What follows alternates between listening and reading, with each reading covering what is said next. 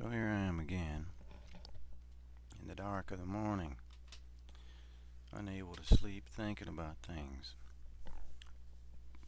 Today, in the last couple of days, I've been thinking about Baal and Baal worship.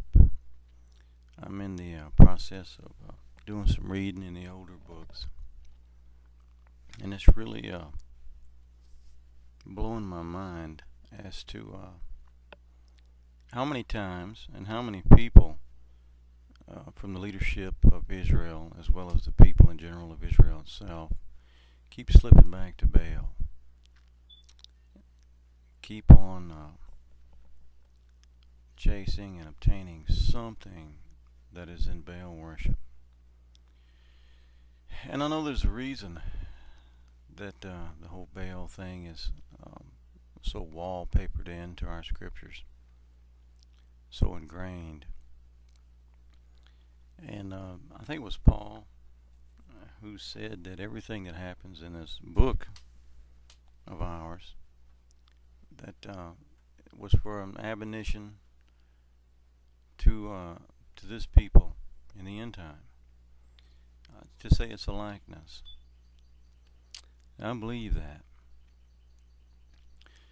So, at first I started thinking, well, I guess, people are going to be degraded to a state where they're going to worship Baal. Then, the more that I thought about it, I thought, what declares a state of worship? What is it that that makes a thing worship? My mind then goes to sacrifices. In the old days, they would sacrifice their lambs and goats and bullocks and so forth, and vegetables, makings and things like that. And they gave the best of it to God. And that's how we determined our amount of love and respect for our gods. So I look at today at our bullocks and rams and sheeps. What are they? And I guess it's our time that we spend. If you look back then, what did it take to have the nice sheep and goats and bullocks and things of that nature? It was your time. You spent a lot of time raising and tending those animals and nurturing those flocks and breeding and crossbreeding and doing all the things that husbandry requires for you to do to get the best seed line, the best genealogy, so that you'll have the strongest, healthiest, resilient herds that you can have. It was a lot of work. It was a lot of time. So I guess today in our time, what is represented then is our time. What do we spend our time on? And we can look at that as we can do a 9 to 5 job, or if we spend the majority of our time on that job, more so than we do seeking God. If we spend the remainder of what's left of that time that we didn't spend on our job, on sitting our butts in front of the TV watching sports, or walking to the garage and working on our favorite Mustang hot rod car we've been having since we were 20 years old, or our bass boats, or whatever the hell our hobbies are, to me that's all our time. So I think about the whole Baal thing. What did Baal represent back in the old days versus what does he represent these days? These days we tend to look at him as a small g god from old that we really don't relate to, and it's somehow something separate from our own psyche.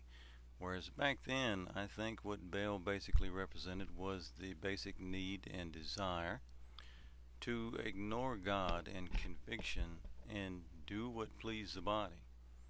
I know there was a lot of bone dancing in the whole Baal thing, a lot of sex, a lot of weird, creepy ass rituals, which, let's face it, always comes down to nakedness and sex and I remember a couple of years ago, Chance had put some pictures of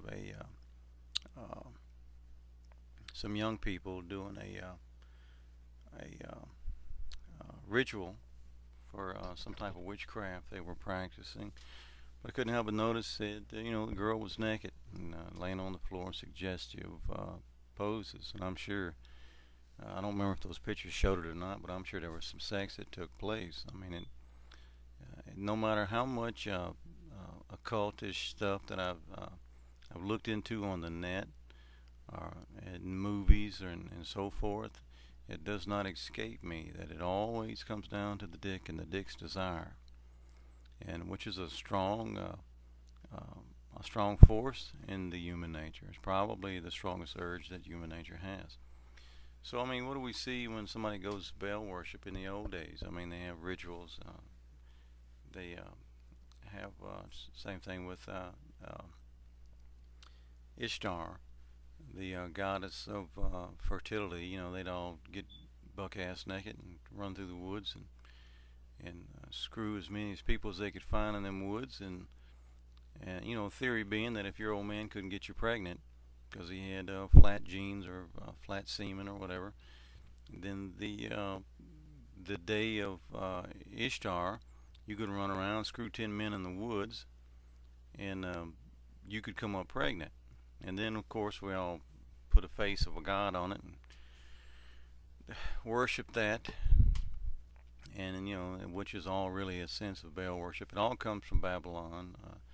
The old days, you could probably trace back all of the occults and all of the Baal type stuff back to Babylonian, which is, as you know, like the oldest known place of writings of civilization that not his story knows about, but history knows about. So, that being said, back today, I come to the realization that whether we know it or not, we all worship Baal to a degree. And I also come to that realization that because we don't know we're worshiping Baal, I tend to doubt that the people in the old days knew that they were worshiping Baal too. As far as they know, they were following what the body prescribed and desired, and the body prescribed and desired for free reign. It wanted to do what it wanted to do. It wanted sex, and it didn't want to take the time that it needed to get to know the true God. The flesh is lazy and the flesh is demanding. What it wants is to do what it wants, and it don't want to do what the Spirit wants it to do.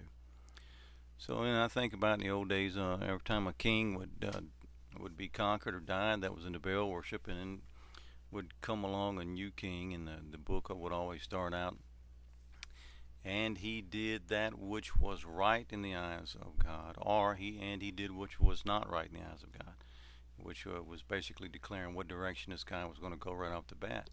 But when it came to a fellow that was going to do right in the eyes of God, he had a task before him to go through the house of God, and before the house of God was built, they would go through the high places, and they would cut down the groves, mess up the high places, and break down the idols to pieces.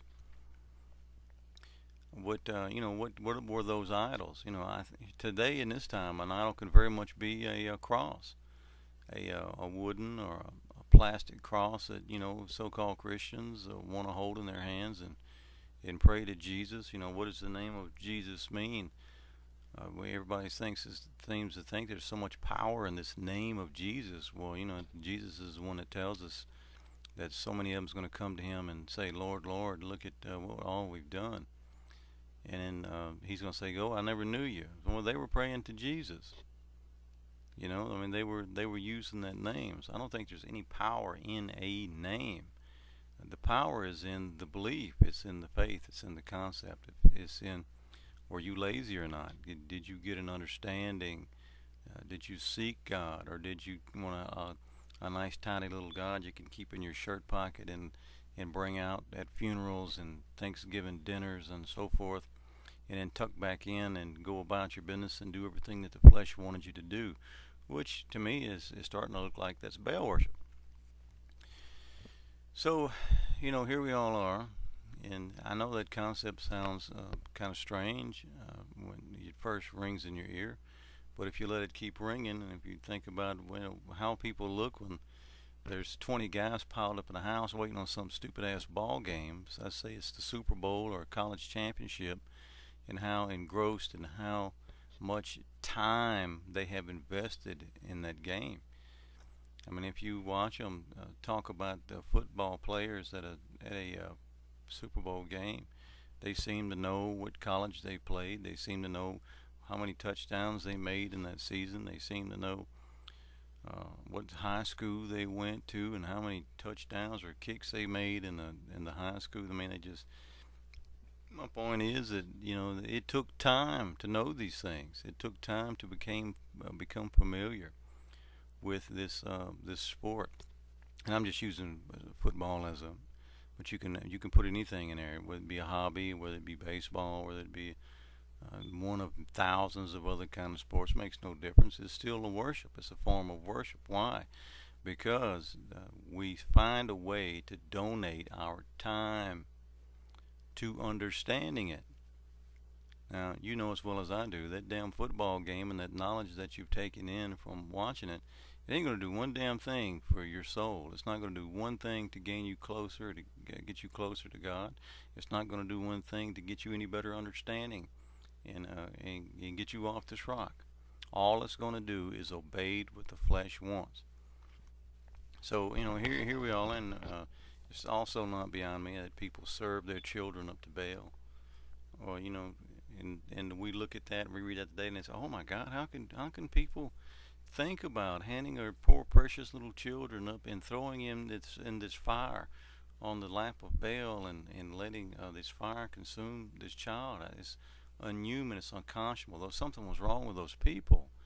And then you turn around and say, hey honey, have a good time at the ball game. Here's the keys to mama's car.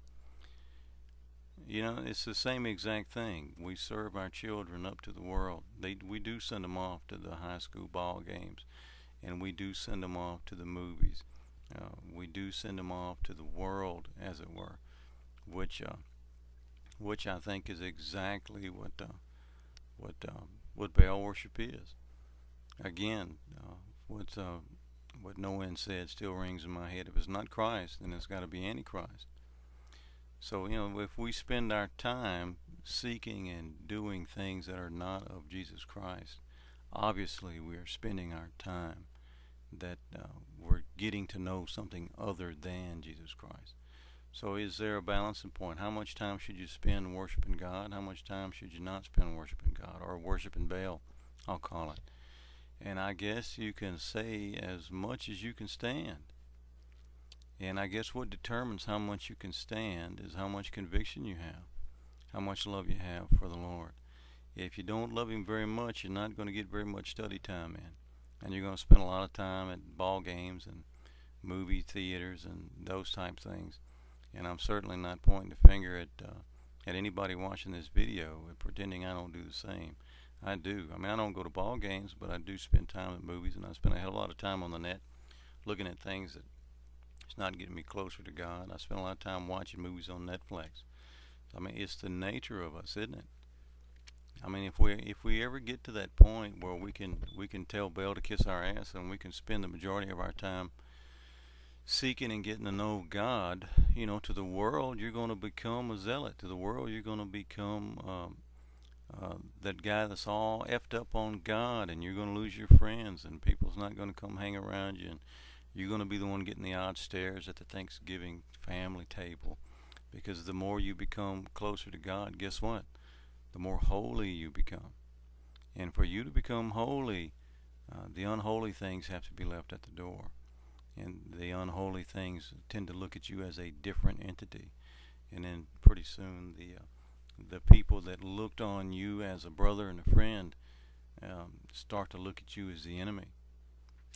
And even though they may not know that, they do look at you as the enemy. Because anytime you get close to God, you get far away from the world. And whether you want to know this or not, the majority of the people you know and love are in the world. So it's a hard thing, this Baal thing. And I guess the majority of this video was to point out the fact that Baal worship is very much alive today, and that we are very much involved in Baal worship.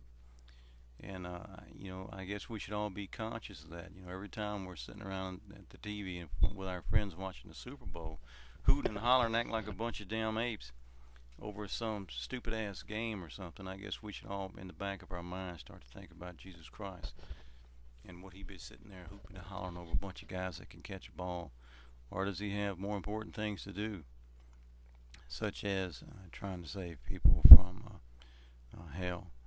So anyway, just some thoughts I wanted to share with you, and I can see now that I'm being moved to make some more videos, which is just some talks, just sharing some thoughts, because it dawns on me at this stage of this internet experience that I get more from videos than I probably do from reading posts and going over boards and so forth.